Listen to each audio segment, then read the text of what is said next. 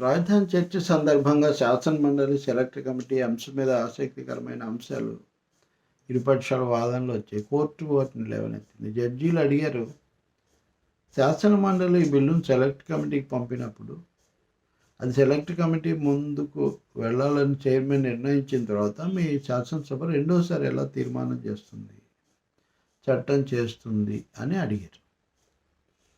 అడిగితే శాసనమండలి నుంచి 3 నెలల లోపల తిరిగి రాకపోతే, లేదా తిరస్కరించినా 3 నెలలు రాకపోయినా మళ్ళీ చట్టం చేయొచ్చని రాజ్యాంగం చెప్తుంది. కాబట్టి ఆ ప్రకారం మేము చేసామని ప్రభుత్వ న్యాయవాది దుష్యంత్ దవే ఇంకా ఇతరులు వీళ్ళు చెప్పారు. చెప్తే శాసనమండలి చైర్మన్ చెప్పిన ప్రకారం సెలెక్ట్ కమిటీకి వెళ్ళకపోవడానికి శాసనసభ కార్యదర్శి కావాలని ఆపేశారు అనే ఆరోపణలు ఉన్నాయి కదా, ఏమంటారని.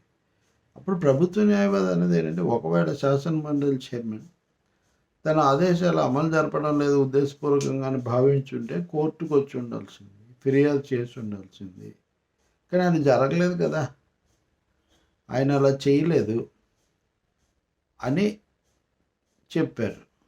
వేరే ప్రైవేట్ పిటిషన్లలో లాంటి ఫిర్యాదులు, ఆరోపణలు హైకోర్టు ముందుకు వచ్చాయి.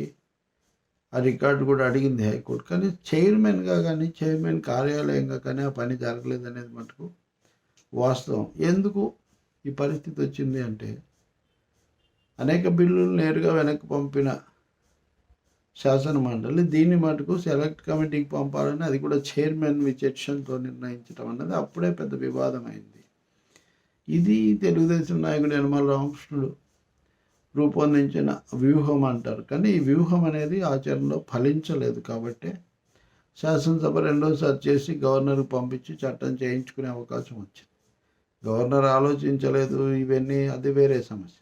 కానీ టెక్నికల్గా శాసనమండలి వరకు చూస్తే చాలా సీనియర్ సభ్యులు కూడా ఈ వ్యూహం సరైనది కాదు అని స్పష్టంగా వాళ్ళు చెప్పారు. కానీ జాప్యం చేయడానికి, ప్రతిష్టంభన సృష్టించడానికి అది ఉపయోగపడుతుంది అనే భావన వచ్చినట్టుగా ఉంది. ఈ విషయం ప్రభుత్వ న్యాయవాది అన్నారు, బిల్లులు అనేవి తిరస్కరించవచ్చు, ఆమోదించవచ్చు, కానీ ప్రతిష్టంభనలో పడేయటానికి ఎలా అవకాశం ఉంటుంది అనే మాట ఆయన అక్కడ తీసుకొచ్చారు.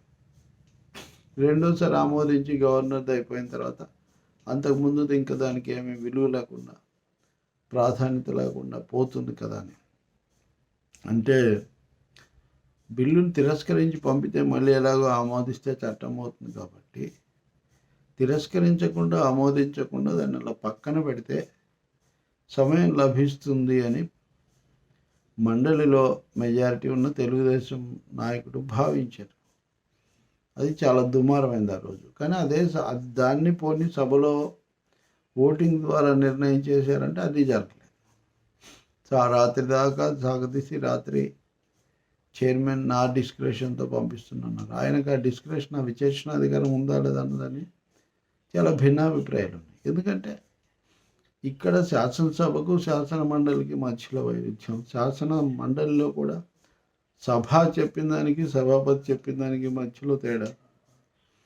సభలో పెట్టకుండానే సెలెక్ట్ కమిటీకి పంపడం అనేది వస్తే అప్పుడు ఏ బిల్లునైనా ఆపొచ్చు కదా. దీని మీద అంటే భిన్నాభిప్రాయాలు ఉన్నాయి. రేపు అందరికీ ఉపయోగపడేది కూడా ఆపొచ్చు కదా. శాసన మండలికి ఆ విధంగా నిరవధికంగా సెలెక్ట్ కమిటీ పేరుతో తొక్కిపెట్టే అధికారం రాజ్యాంగం ఇచ్చిందా?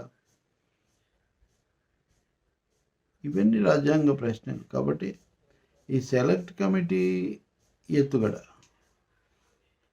బిల్లును చట్టం కాకుండా ఆపలేకపోగా ఒక సరికొత్త రాజ్యాంగ వివాదాన్ని తెర మీదకి తెచ్చిందని మనం చెప్పొచ్చు. మరి హైకోర్టు దీని మీద ఏం చెప్తుంది? ఏం చెప్పినా మళ్ళీ సుప్రీంకోర్టుకి వెళ్ళడం ఎలాగో జరుగుతుంది అనుకోండి.